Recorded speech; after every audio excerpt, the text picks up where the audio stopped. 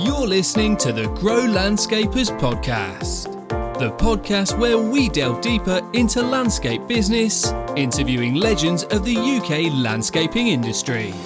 So, join host Nick Ruddle as he explores their thoughts, insights and experiences. That's here on the Grow Landscapers podcast.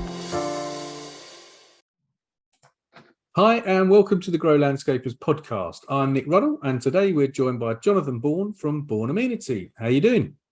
I'm very good. Very, very excited about the next half an hour or so. Oh, and so you should be. So, well, thanks. Welcome to the show. Bourne Amenity, been going for over 70 years. Is that right? The group of there's a group of four companies that have been in existence since 1947. Bourne Amenity is a part of that. It's been around for about 25 years.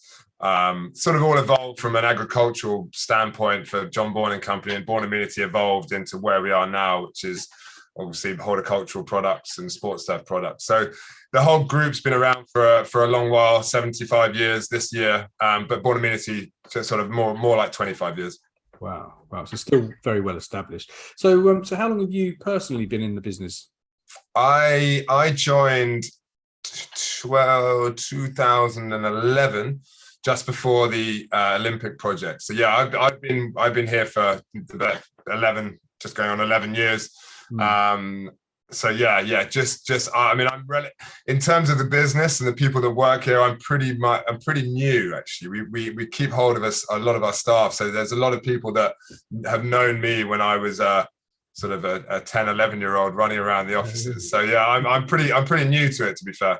Brilliant. So just what did you do before then? Because obviously you've had some kind of work experience before you joined. I'm related completely. I went from studying an economics degree at university to into London, really, to try and apply my trade there. And I worked in marketing for Adidas for 4 or 5 years before I got the call from the family, the father.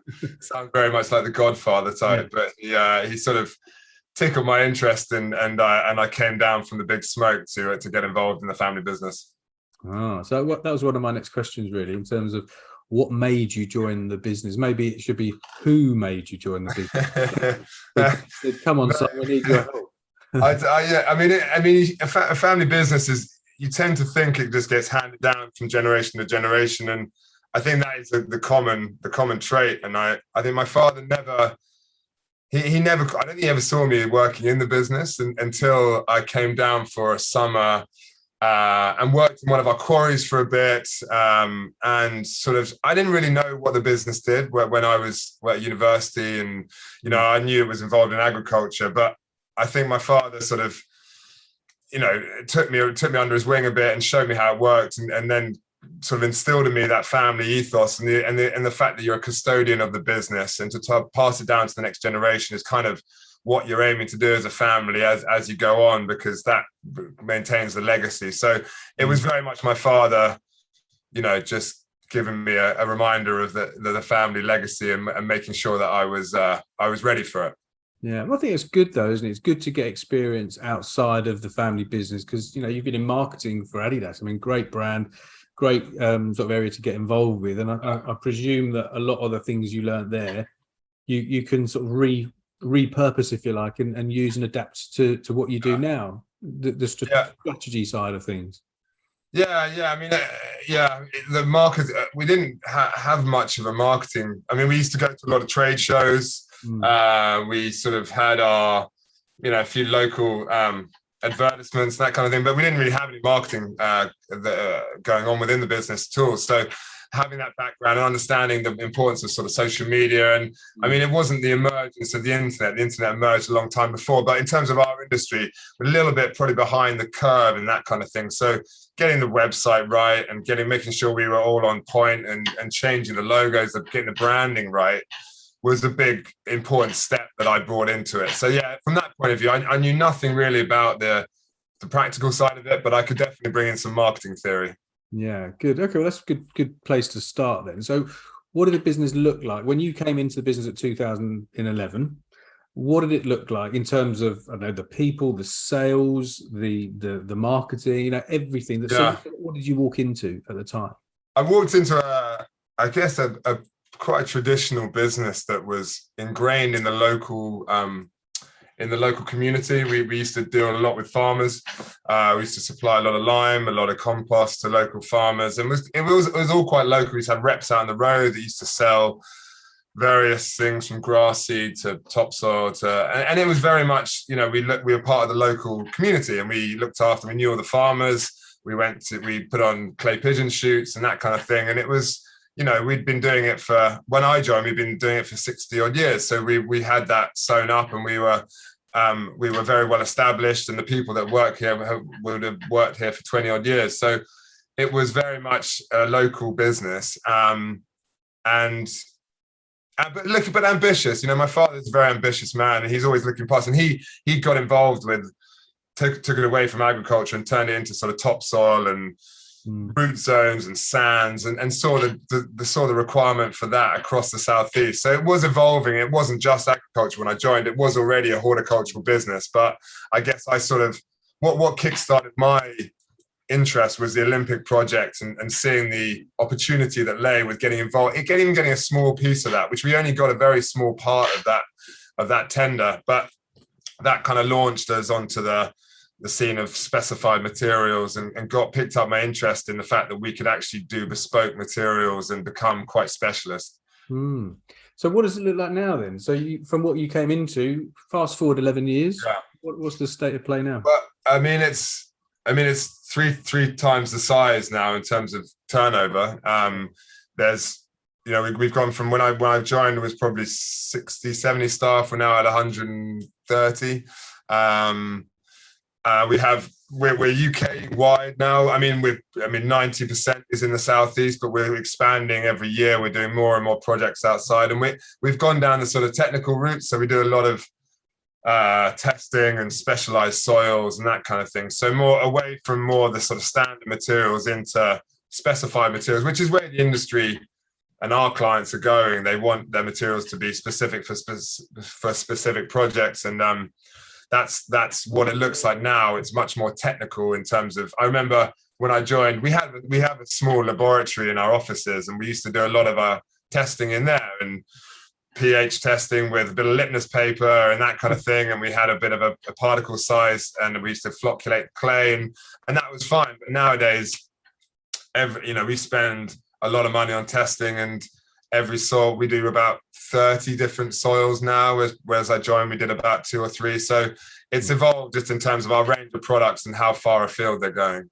Wow, brilliant. So kudos to you then. 3 times the turnover, from 60 to 130 people, so more than double the amount of staff, and nationwide now as well. So wow. So it's not just me. I wasn't going to say it's just you. A lot of working cogs in the whole scheme. But we rode the tide of the Olympics and the just general focus on the environment and wanting to green urban areas and remove some of the sort of brownfield sites and get some greenery into the cities, and we're very well placed in terms of being near London and the southeast, and London is always, as usual, is the trailblazer when it comes to things like green roofs and that kind of thing. So we were lucky that we rode that wave, which kind of started at the Olympics and is now, I mean, COVID was good, I would say, for our industry in terms of putting the importance on the environment. So it's just been, I guess, more right place, right time. Yeah. Well, you've taken advantage of it, and great opportunity. So what do you think, from your years of being in this business, what have you found to be the most important elements to help you run a successful business?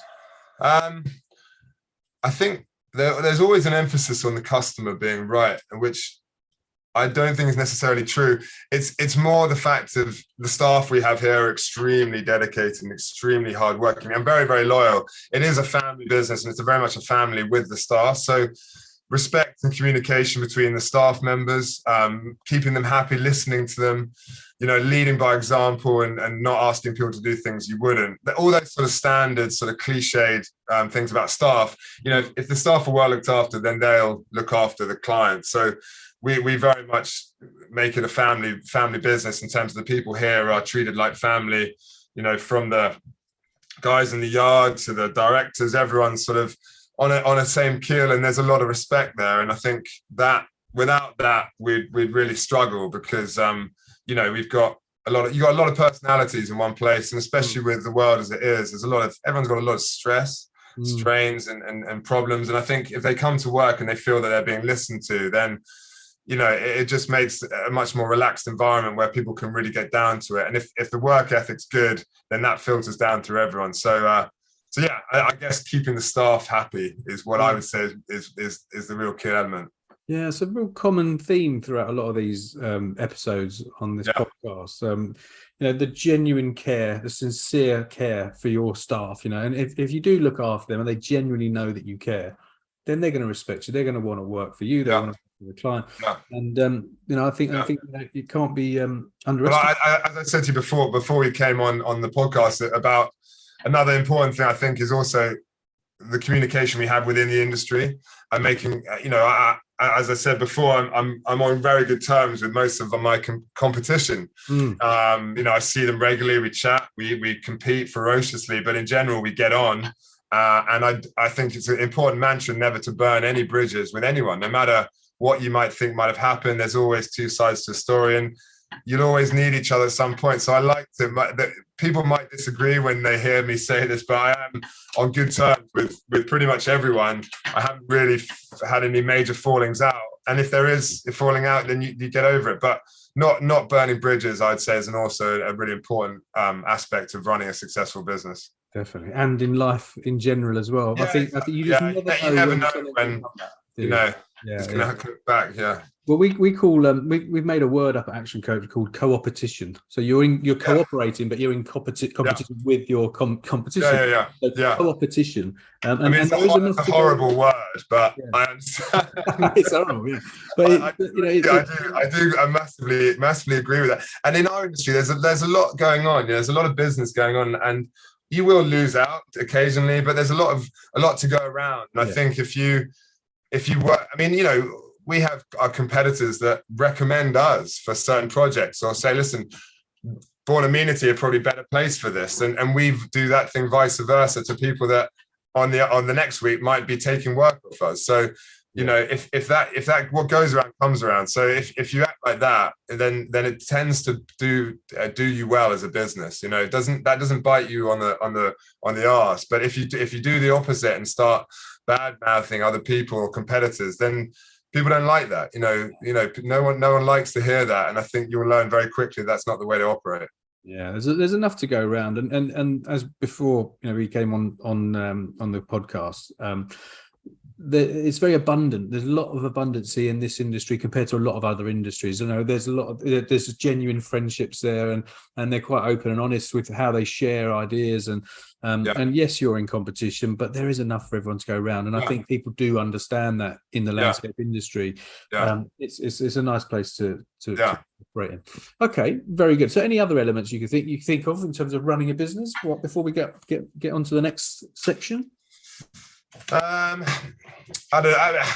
think I was thinking about it. I was looking not taking things too personally, not reacting too hard about things, and maybe sleeping on problems, and not kind of being too kind of reactive and short-termist. Look at the bigger picture. I guess that kind of boils down to not burning bridges. But I think I'm now almost 40, and I think when I first started, when I was in my late 20s, I was very hungry, and I wanted to take all the work, and if I didn't get something, I wanted to know why. And I just had that sort of naivety that everything, why shouldn't it come to us? But when in fact that if you actually think about it, and you're a bit more kind of considered, then you understand that things don't always work out, and if you react badly, then people remember that. But if we've just lost a pretty big job, and I was pretty like, well, we should have had that. But in fact, if you congratulate the victor and move on, then there's always the next job to come. And I had a tendency, I think, to focus on the jobs I wasn't winning rather than looking at the amazing projects we do work on. Yeah. And sort of fixating on why I've won them rather than why we have won them. And sort of that just comes, I guess, with growing up a little bit, Yeah, taking the emotion out of things, isn't it? Yeah. Really? And there is enough, and there's something else that will come along. And sometimes you think, well, that happened for a reason. We didn't win that for a reason. Yeah. Taking this up. Yeah. And it's not a personal thing, it's not, as long as you're sure in what you're doing, you're convinced in what you're doing, you've got that kind of, single mindset, then it'll happen for you. These setbacks are all part of it. Absolutely. And talking about setbacks, that leads us perfectly into my next question. What might have what biggest mistakes have you made, or what are the biggest lessons that you've learned then in your time at Bourne Amenity? I've learned a few, to be fair. As I said, I came in quite gun-ho. I think the most important thing is listening to people, especially people that have been in the industry a long time. Yeah. I'm quite I was one of those people that was just waiting for my turn to speak, sort of thing. Whereas I've learned that everyone's got something you can absorb and use at a later date. And if you sit back and just don't talk, if you don't just wait for your turn to speak, and you can sit there and absorb what's going on, then you can gain so much more than just waiting, as I say, waiting for your turn to speak. So that's a major lesson that I've learned, because like someone like my father who's been in it for so long, I always thought, well, what does he know? But in fact, he knows quite a lot, and he will always know quite a lot. And it's it's just that maturity, I guess. Yeah, you get over that naivety. Yeah. But there's a great author, Australian chap called Alan Pease. Some people might have heard of him. Right. He I remember him saying, "You got two ears and one mouth for a reason." Yeah, exactly. Yeah. I think there's a lot to be said about that. So listening. Yeah, I think there's also a lot to be said about being the quiet one. I'm quite loud and quite sort of, I like people to know I'm around, but I think I can learn a bit by just sitting back, absorbing what's going on around you, and keeping your powder dry, so to speak, and not necessarily letting people know exactly what's going on in your mind, and being very considered, and being that guy who's sort of sitting there absorbing it all and making up minds in his head, rather than having that sort of verbal diarrhea that some people seem to have. Yeah, I think sometimes you've got to learn how to sort of zip it and just listen and listen. Yeah, try not to jump in. I think it's something you learn the older you get. Very good. So has there been any major challenges or massive obstacles that you've had in the past? And if so, what did you do? What was the outcome? I'm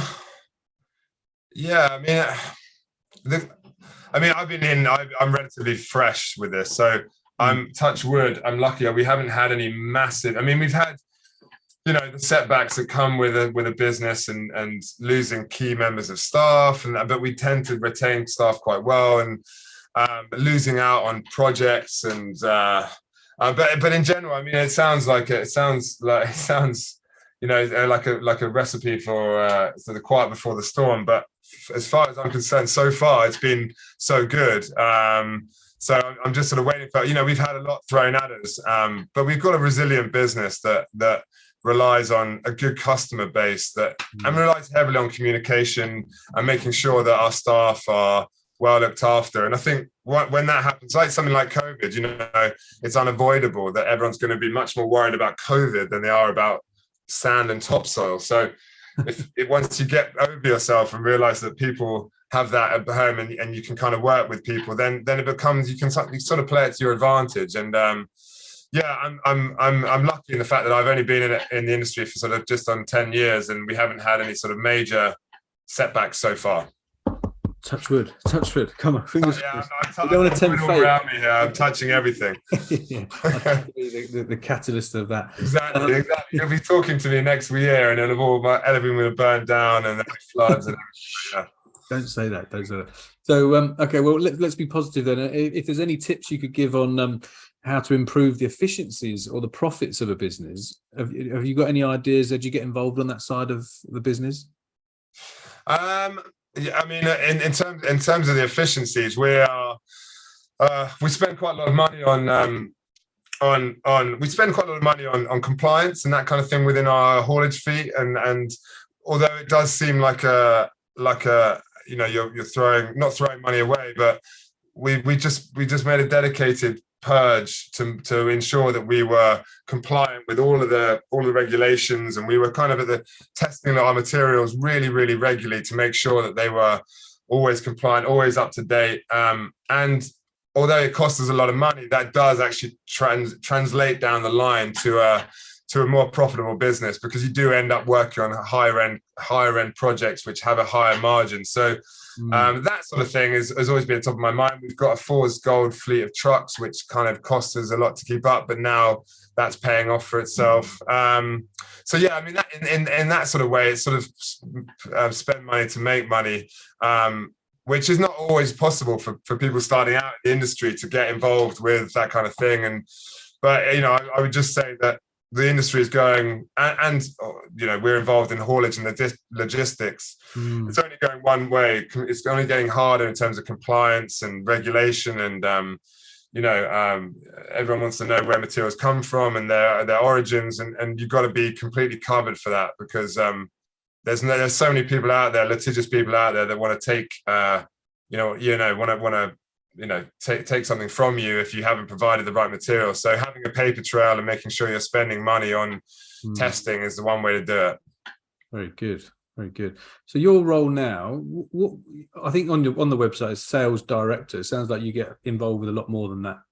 Yeah, that's sort of an old title. That was when I was purely with Bourne Amenity, but we're as I say, we're a group of 4 businesses, all involved in the sort of same kind of industry. We've got a contracting business that builds sports grounds, so that's sort of symbiotic with the sports turf materials that we supply. And my father's here, and we've got 3 other directors. So although the sales thing is what really interests me, because that's kind of the crux of the business, I'm now more involved in that. We run quarries and trucks, and that comes with a whole raft of problems and headaches and compliance, and the running trucks I wouldn't recommend it. I just wouldn't recommend it. It's got a recipe for disaster written all over it, especially with what's going on at the moment with fuel prices and parts and labor.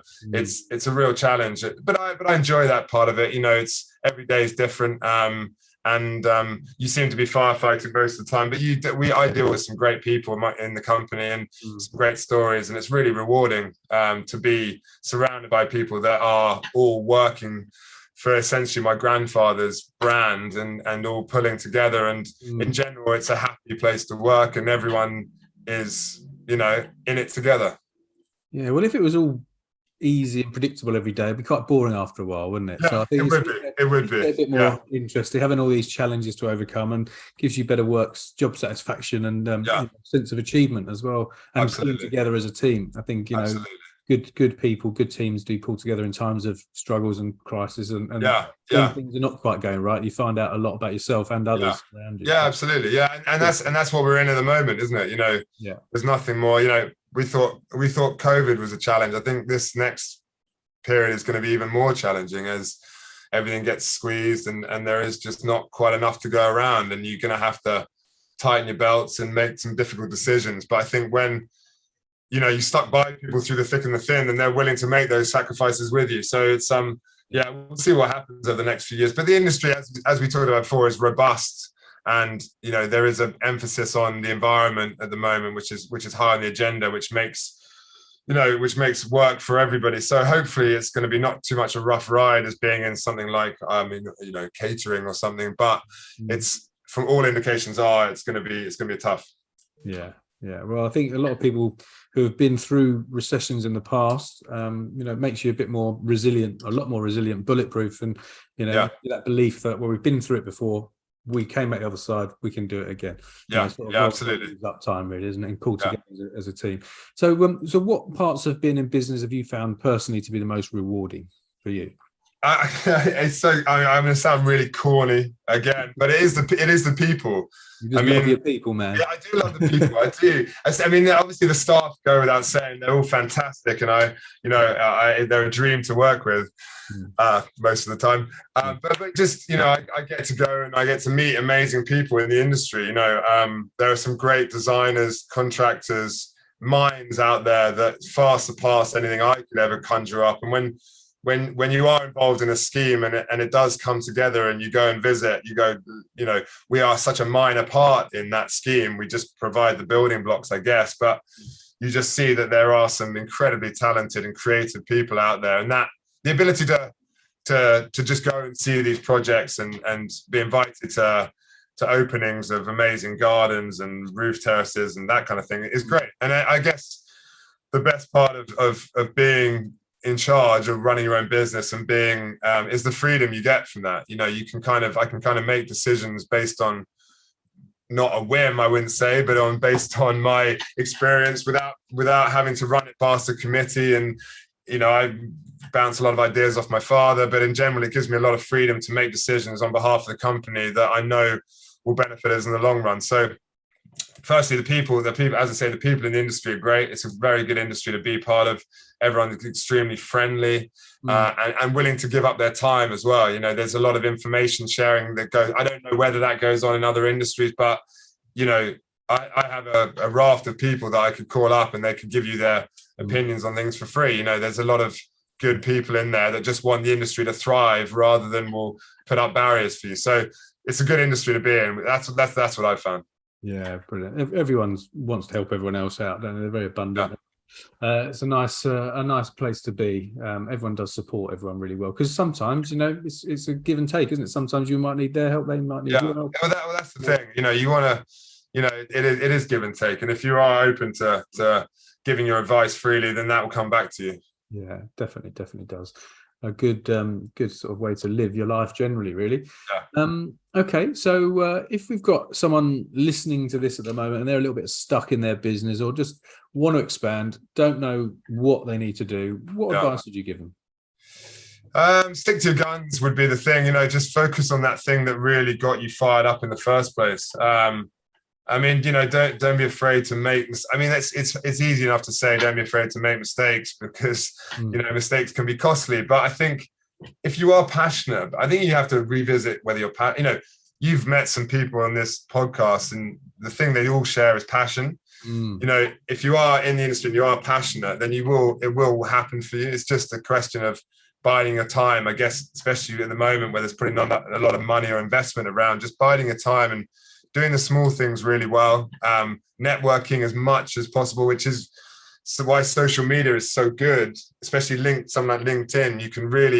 You can get access to some people who you would never even be able to, and as I said, in general, you might email someone like Nigel Dunnett or some big designer and they'll come back to you. It might take a bit of time, but they will come back to you. And I think if you're there and you're asking the right questions and you surround yourself with the right sort of people, then it will take a bit of time and it's baby steps. But I think this industry rewards passion, and that's what everyone shares. Yeah, I think that word comes up time and time again. It's just focused. The whole industry is focused around that word of passion. Passion for what you do, passion for the environment, passion for your staff, passion for doing a great job for the environment, everything. And it really is. And the people that I found on the podcast, but also people who work for a lot of our clients, or with a lot of our clients, their employees, they just love what they do. And it's a different kind of industry to anything else that I've experienced. And I think it's lovely because everyone's passionate. They want to help, they want to improve people and help others, which is a lovely thing. And I think because the end result is so gratifying. Yeah. When you see something that comes into bloom or comes into fruition, it's so mentally satisfying. It's not, I don't know what it's like to be a stockbroker, but I can't imagine they get the same satisfaction at the end of the process as you do if you see a wildflower meadow burst into bloom, or you see a roof garden in full swing in the summer. that must, it gives me a massive, glow. And I must imagine if you're the actual contractor or the designer or the architect or whoever it is, you must look at that and think, wow, that is going to be enjoyed. And everyone loves a garden. Everyone loves, there's no one out there that doesn't love nature. I mean, it is something that's genuinely loved, and it blows people away every day. It blows people away. So if you're even a small part of that has got to be pretty satisfying. Yeah, genuinely contributing to the environment. Yeah, for sure, absolutely. Doing the good things in life, which is not many industries or careers that you can really say that about. No, exactly. And I would say another thing is get a good night's sleep. That is something I've learned when I was younger. I've got children now, so I'm pretty much done by about 7 o'clock at night. But when I was younger, I used to burn the candle at both ends, and it just doesn't work. It doesn't. If you're trying to build a business and you're working 12, 14 hours a day, which is what you kind of need to do at the start to try and, then you need to be alert, and going to bed at sort of midnight, 1 o'clock just doesn't work. So I'm old before my time. I'm well in bed by 9 p.m. Absolutely done. Brilliant. I know it sounds rock and roll, eh? But that is actually a good point, that having a good night's sleep does sort you out. And if you don't, it does catch up with you. Yeah. There's nothing worse than being in a meeting and yawning. Yeah. Because someone will see that, and then that doesn't do any favors. You can just blame it on the kids. So I'll just get young kids. Yeah, exactly. Even if you don't have any. Well, that sort of brings me on to my last question, really. I think you've sort of touched upon it already. So if you could give 1 or 2 golden nuggets to someone trying to build a business, what would it be? So 1, sleep, stay at the pub, go to bed. You sleep, but be prepared to do different things and meet up with people on a whim, and don't say no to. I'm not saying say yes to everything, but be prepared to go out of your comfort zone. But have really thick skin as well, because you will get a lot of knockbacks, and you will get people telling you, don't do this, don't do that. And you will there will be disappointments. And I think when I first started out, I used to take it really personally, and used to really get on my mind. But I think if you're in the industry and you're starting a business, there's a reason you started that business. And I think you won't, the only person that can make you quit is yourself. And I think if you have that thick skin and you have that vision and 8 hours, 9 hours sleep, then that's a winning combination. Definitely sounds like one to me. Yeah, definitely. I suppose, when you're building a business, one thing to sort of be aware of, and if you're trying to achieve anything in life, whatever it might be careful who you listen to, because there's an expression that I use. It's I have taken it from Brad Sugars, who founded Action Coach. So I won't take the credit for it. Free advice from unsuccessful people can be very expensive. Yeah.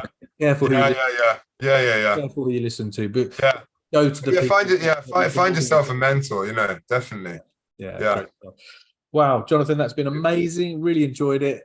You've been a great guest. Really enjoyed every minute of it. If people want to get in touch with you personally to ask you to pick your brains, or if they want to get in touch with you for the company, for Bourne Amenity, what would be the best way to contact you? Probably emails. I'm always contactable on email. I'll answer emails. I used to answer emails at 2, 3 in the morning, but now I sleep. So you're halfway through the night then. If you email Jonathan at bourne.uk.com, then that gets through to me, and I'll always get back to anyone who wants to get in touch. Wow, that's brilliant. Well, really, really massive thank you for your time. Excellent. Thank you very much, Nick. It's been brilliant. I'm sure a lot of people will get a lot of great insights and advice. Good. And I suppose they just got to make sure they go to bed nice and early. Exactly. I've got 3 hours and then I'm down. Well, thanks for coming on. Thank you. I'll chat with you soon. Cheers, Jonathan. Thanks, Nick. Cheers. Bye-bye. Take care. Bye-bye. Bye. Thanks for listening to the Grow Landscapers podcast. To get in touch and see how we can help you with your business by emailing nick@nickruddle.com.